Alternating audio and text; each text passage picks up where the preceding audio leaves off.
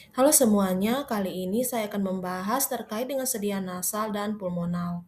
Dengan topik pembahasan pada video ini yaitu ada anatomi fisiologi saluran nafas, biofarmasetika sedia nasal, biofarmasetika sediaan pulmonal, mekanisme deposisi dan absorpsi, parameter BA dan BE sediaan inhalasi, serta strategi formulasi dan evaluasi. Nah, untuk memahami kenapa rute nasal dan pulmonal itu efektif, kita harus mulai dari anatominya terlebih dahulu. Nah, di rongga hidung, luas permukaannya itu sekitar 150 cm kuadrat dan dilapisi oleh epitel kolumnar bersilia. Nah, dalam satu sel itu bisa terdapat sekitar 200 silia dengan frekuensi gerakan 12-15 Hz. Frekuensi gerakan ini menghasilkan mekanisme mukosiliar clearance dengan kecepatan sekitar 4-6 mm per menit.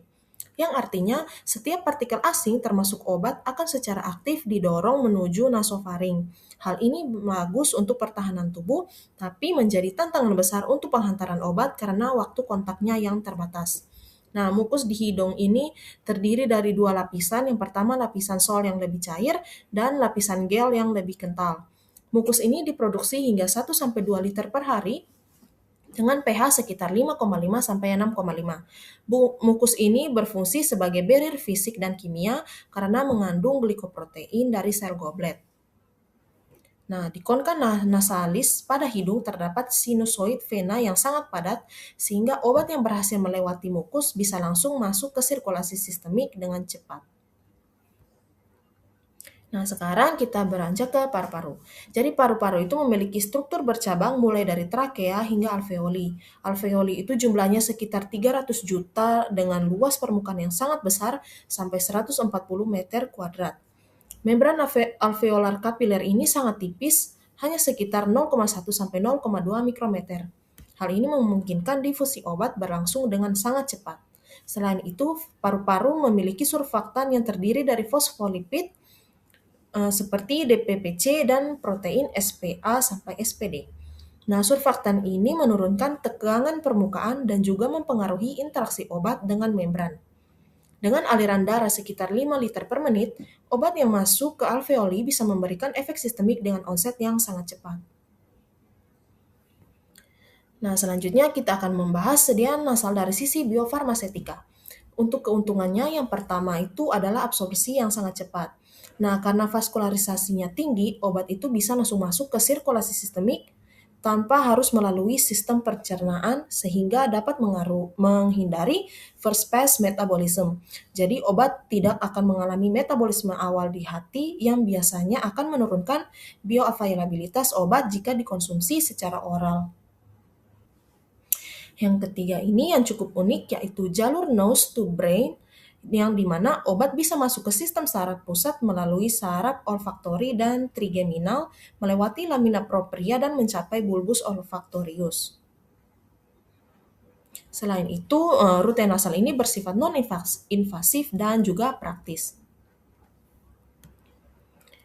Nah, namun ada beberapa hambatan juga. Yang pertama itu adalah mucociliar clearance di mana dalam waktu sekitar 15-30 menit obat itu bisa tersapu keluar sehingga waktu absorpsinya itu sangat terbatas.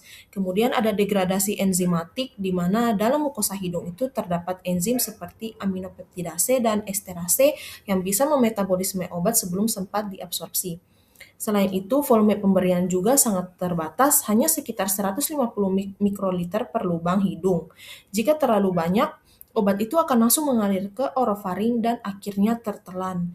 Terkait dengan kondisi fisiologi seperti pH dan viskositas mukus yang bisa berubah, misalnya pada saat infeksi atau rinitis yang akan mempengaruhi kelarutan dan stabilitas obat. Selanjutnya, biofarmasetika sediaan pulmonal. Nah, pada sediaan pulmonal, faktor yang paling krusial adalah ukuran partikel yang biasanya dinyatakan sebagai mmAd. Nah, untuk partikel dengan ukuran 1-5 mikrometer adalah ukuran yang paling optimal karena bisa mencapai bronkiolus hingga alveoli. Jika ukurannya 5-10 mikrometer, biasanya itu hanya mencapai bronkus besar. Sedangkan untuk partikel di atas 10 mikrometer akan mengalami impaksi di orofaring dan tidak mencapai paru-paru sama sekali, bahkan bisa tertelan dan masuk ke sistem pencernaan. Nah, di alveoli sendiri itu absorpsi obat sangat efisien karena mempunyai luas permukaan yang sangat besar, membran yang sangat tipis, dan juga vaskularisasi yang sangat tinggi.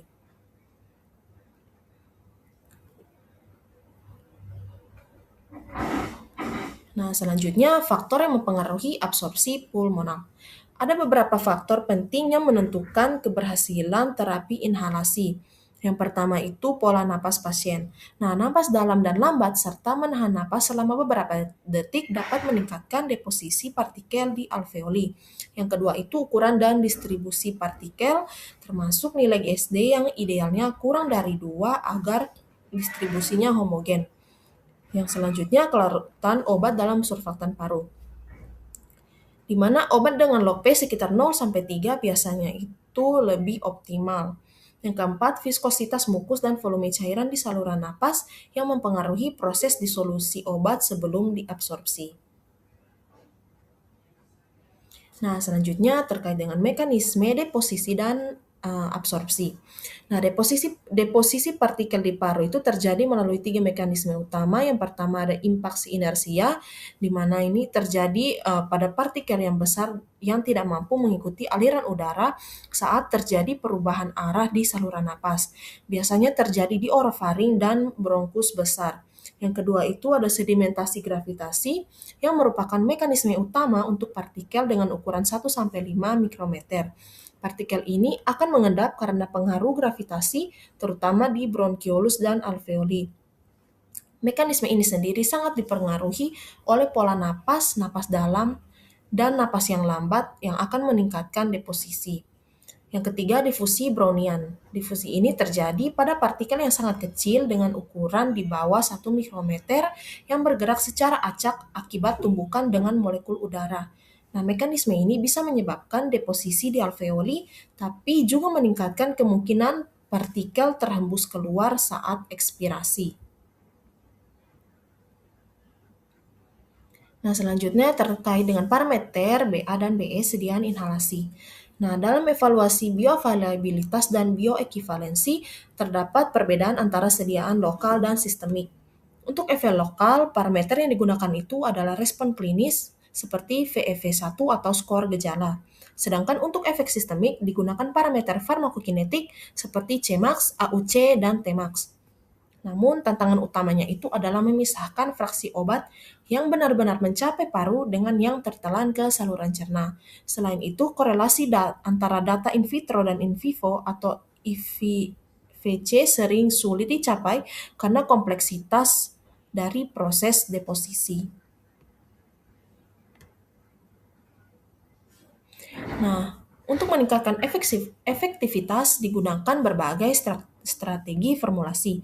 Yang pertama itu ada absorption enhancer seperti penggunaan chitosan yang dapat membuka tight junction atau cyclodextrin yang dapat meningkatkan kelarutan dari obat. Yang kedua itu ada teknologi liposom dan nanopartikel yang dapat melindungi obat dari degradasi dan memungkinkan pelepasan terkontrol. Yang ketiga itu optimasi alat inhalasi, contohnya seperti MDI yang menggunakan propelan, DPI yang bergantung pada kekuatan napas pasien, kemudian nebulizer yang cocok untuk pasien kritis, soft mist inhaler yang menghasilkan semprotan lambat sehingga meningkatkan deposisi di paru. Nah, untuk pemilihan alat ini memang sangat menentukan keberhasilan dari terapi. Nah, selanjutnya itu ada evaluasi sediaan. Jadi, evaluasi sediaan inhalasi itu digunakan menggunakan cascade impactor seperti NGI atau ACI yang mensimulasikan deposisi partikel di berbagai bagian saluran napas. Nah, untuk parameter yang diukur itu ada MMAD, GSD, dan Fine Particle Fraction. Selain itu, teknik gamma scintigraphy juga digunakan sebagai gold standard untuk melihat distribusi obat di paru secara langsung. Nah, ini adalah daftar pustakanya. Sebagai kesimpulan, sediaan nasal dan pulmonal menawarkan keunggulan berupa onset cepat, efisiensi tinggi, dan potensi penghantaran langsung ke target. Namun, keberhasilannya itu sangat dipengaruhi oleh faktor fisiologis, ukuran partikel, formulasi, serta teknik penggunaan. Oleh karena itu, diperlukan pendekatan multidisiplin dalam pengembangannya. Sekian pemaparan materi dari saya. Terima kasih.